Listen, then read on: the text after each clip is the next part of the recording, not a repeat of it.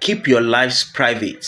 Don't advertise your happy relationship on social media. Don't advertise your happy marriage on social media. Don't advertise your achievements on social media.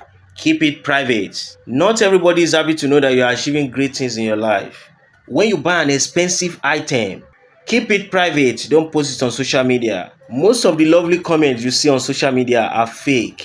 People are not really happy with you. You will only attract the evil eyes for you and your family. So keep it private. Not everyone is going to be happy for you. You just bought a new car? Keep it private. Don't post it on social media. Not everybody is happy for you. It only takes one evil eye and everything is gone. Protect your blessings. Protect them by keeping them private. Not everything needs to be seen and not everyone needs to know that you just bought an expensive item. So keep it private. You don't need to show off. You don't need to impress anybody. Keep it to yourself. You will only attract jealous people into your life, and that is negative energy. You don't need that. Trust me. You don't.